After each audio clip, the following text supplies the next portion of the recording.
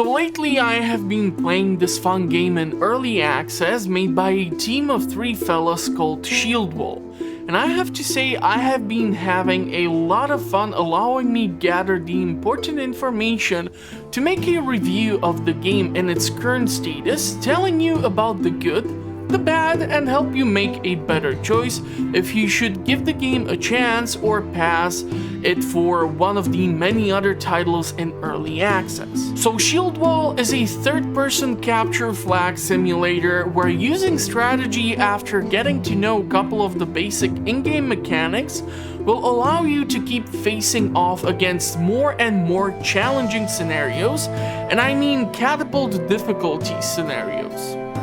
First of all, we need to mention the system requirements, and if you are not tech savvy, it's perfectly fine as the minimal requirements for the game represent the equivalent of a potato clock. So even if you have an older laptop, you will be able to experience the game. Maybe not on epic settings, but honestly having 300 FPS will not ensure that you will be enjoying a game.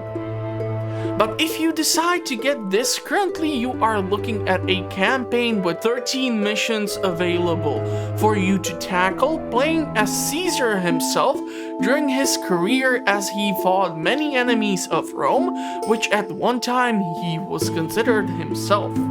And I know what you are thinking, but Max, honestly, just 13 missions and all are just map domination or capture the flag?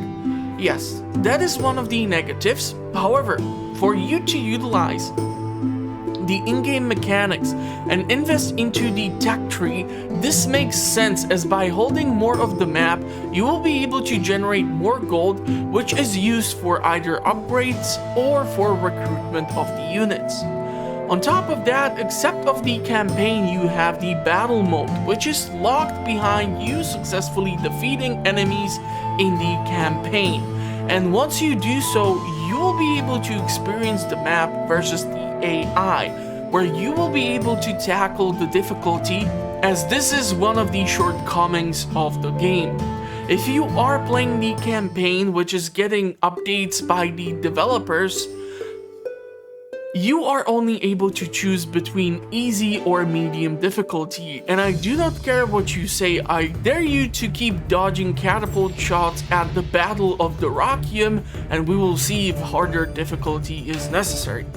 However, once you unlock the map and you are allowed to tackle the same scenario on the battle mode, you will be able to adjust the difficulty from easy to normal to hard to aggressive to passive defensive AI, which are settings already pre-applied for the AI when you are tackling these scenarios in the campaign, but as you do not have access to those, you never know what you are gonna run into.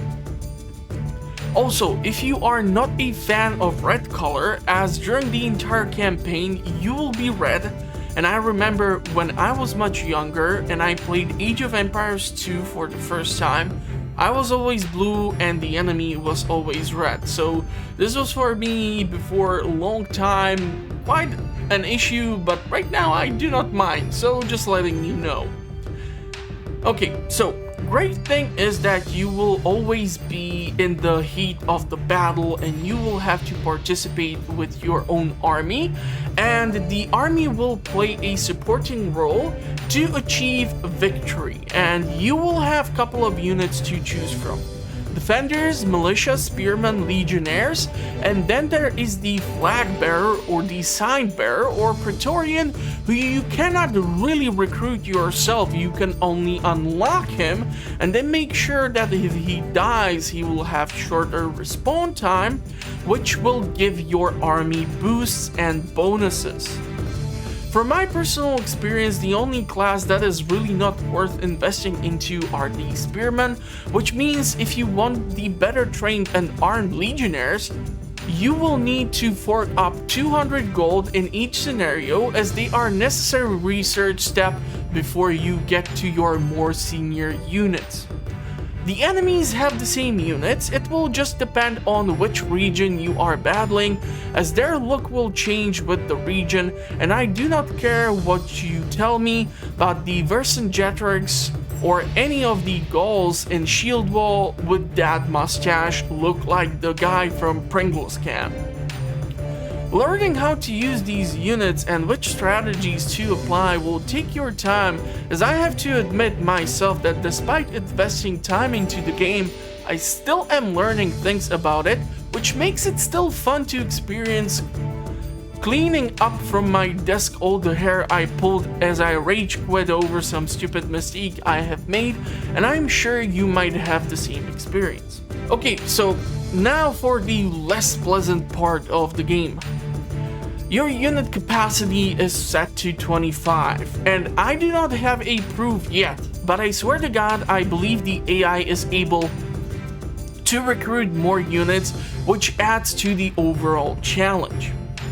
Due to their either overly aggressive or passive playstyle, you will often be trying to get the last flag, which is behind well-defended walls, which a full force of the enemy army will make it almost impossible to capture, as any enemy units that will die are instantaneously being respawned at the point which you are trying to contest, which is putting you against an infinite number of enemies.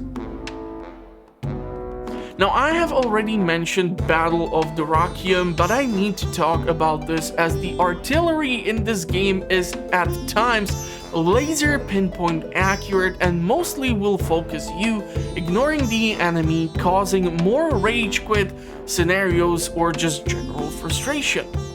Giving player control over the catapult or hell, even the gates, so they do not close from you when you are trying to escape into safety while being chased by an enemy army would help out a lot. And last but not least, there is no multiplayer option, even for LAN. If you would be able to host a game yourself, it is missing this feature, and I think it's a shame, as I really believe it would help improve the popularity of the game. So should you get the game? Should you pass? Well, if you do not want to part ways with your money, I suggest waiting for one of the Steam sales, and with the applied discounts, trying to get it for yourself. During the many hours I have invested into the games, I came across 0 crashes, and only a couple of things that personally annoy me, but those have been previously mentioned. Other than that, the game runs smoothly, and on top of it, if you are not happy with your Steam purchase, you will be able to have the game refunded if you do not play more than 2 hours. I have to personally say that I am really impressed with what the team was able to put together, and I hope they will be able to come up with more missions for us to tackle, as I am not sure if they realized that thanks to their love for movies such as Gladiator, 300, Alexander the Great, and etc., they would be able to turn Shieldwall into a pretty decent franchise, as we would be able to take a look at the Greek-Persian War, or follow Alexander the Great during his reign, or try to follow Hannibal's campaign through Rome, and much more. The game can even push into the medieval era. Now sure, trying to tackle units such as archers might be a bit more difficult with the current in-game mechanics, but everything is possible if the team invests more time into it. So for me, the game in its current status gets a B+ or 8 out of 10, and I think adding it to your wish list is a viable option, as maybe we will be cooked up back home because of another wave of the pandemic, and having a couple of challenging games like this might be just what you need. I'm gonna show you some of the biggest positives and negatives in the following chart, and hopefully you did enjoy this early in-game review of Shieldwall. A really fun, a really challenging game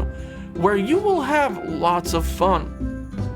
For more fun content like this, consider subscribing and check out the playlist for the other early in-game reviews or any of the other content which I keep uploading on a weekly basis. I'm gonna wish you a pleasant rest of the day. To check out the playlist for Shieldwall, go to the video's description or wait for the end of the video, and I will see you in the comments if you agree with me or at the next one. Thank you for watching everyone, stay safe out there, and bye bye for now.